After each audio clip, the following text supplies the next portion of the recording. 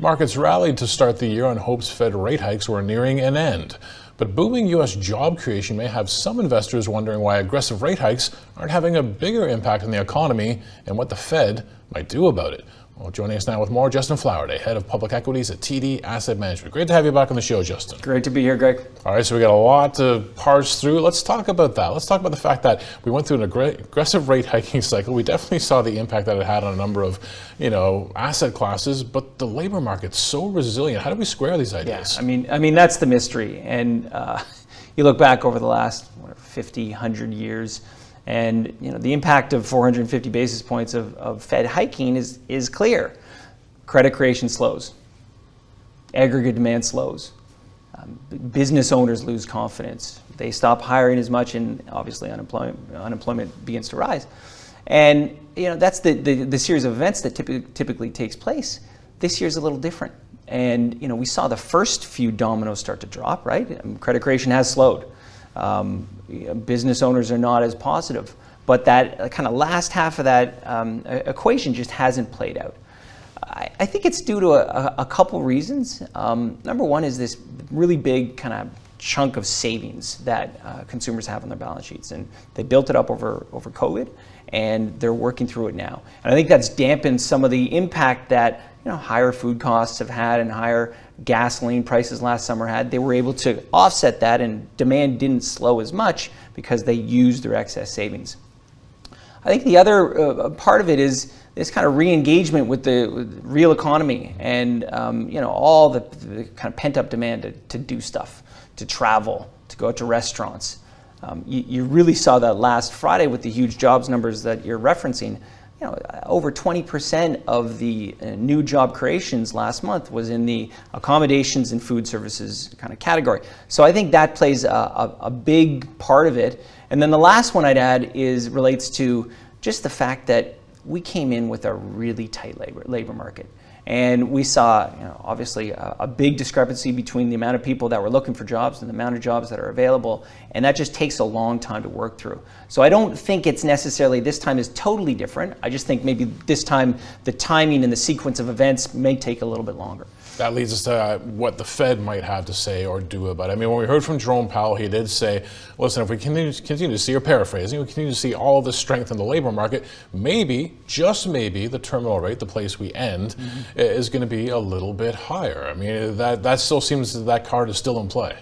Yeah, and look, I mean, it's funny, just when you thought, oh, look, we got inflation under control and the Fed's not going to be as big of an impact on the markets. Everyone, yesterday, you saw it during the announcement, hanging off every word that Powell had to say. And so this is still the big question. What's the terminal rate? When is the first set of cuts once we start to see the economy slow? And people are trying to get their head around it. I think what Powell did yesterday was he pushed that out from, particularly in the U.S., late this year cutting, which is what was in expectations, to sometime early next year. And I think the market is starting to realize, yeah, we might not get a rate cut this year. And I think that's a bit of news for the market. Definitely, indeed. Let's talk about the other big pieces of news. And it's been happening for several weeks now. We are in the thick of earnings season. We had warnings. You and I had discussions last year about when are we going to finally see what was being billed as an earnings recession. Are we starting to actually see some I don't want to say honest, but more realistic commentary from corporations? Yeah, absolutely. And it's funny because this is the first quarter of that earnings recession, the first quarter in 3 years that year-over-year earnings have actually declined thus far. And a lot of it has to do with just the operating leverage and the negative operating leverage that is in the system.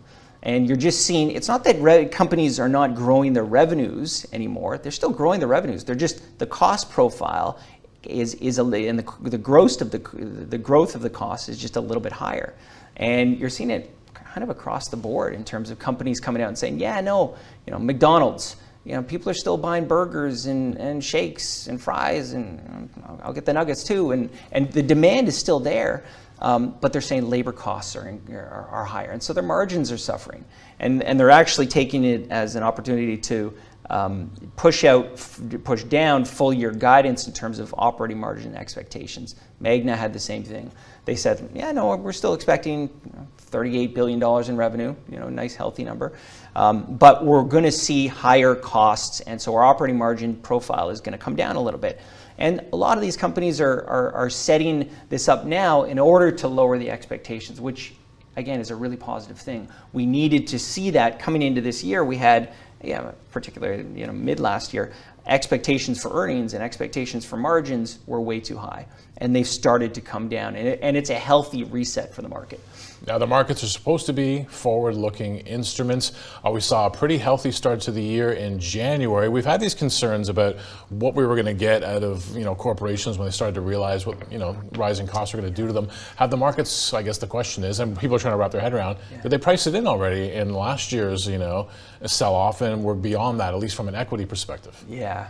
So, Januaries are typically wild, and this one was really wild.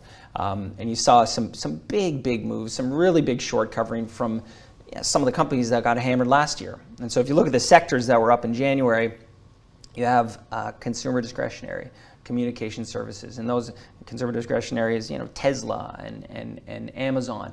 Communication services is Meta, and Meta's up 60% year to date. Alphabet. And so these sectors, real estate had a big run. Technologies had a big run. These sectors have been leading it. These are the sectors that were weakest last year. So this is a big short covering rally. We didn't hear anything from management teams during earnings season that gave us the impression that fundamentals have bottomed and everything is going to be rosy going forward. If anything, a lot of these tech companies are using this as an opportunity to reset expectations as well. And thinking about some of the layoffs we've heard in January.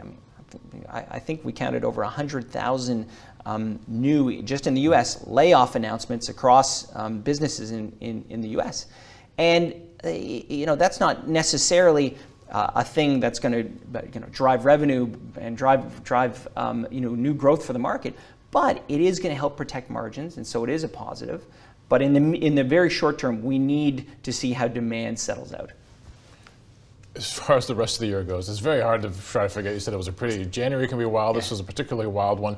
Does it give us any sort of, guide, any kind of map to follow for the rest of this year, or should we just sort of buckle up and get used to wild swings? Yeah, I'd say from what we heard from companies that have reported and CEOs that we speak with management teams, every single day. I would say that the biggest positive coming out of this is there is a huge focus on efficiency and a huge focus on making sure that their operations are a little more streamlined.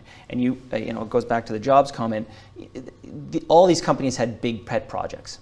And a lot of these pet projects are getting kind of shelved because in a world of a higher cost of capital, the big focus is on efficiency. It's on balance sheet flexibility. It's on financial strength. And so I think what this does is if we're able to have the soft landing, these companies will have a much better starting point in terms of their cost structure to allow that positive operating leverage to come out. The issue is this isn't going to happen next quarter. It's not going to happen probably in the second quarter. It's probably a back half to the 2024 thing when you get through a lot of the cost cuts and then you start to see demand, you start to recover as people start to anticipate the Fed pivot.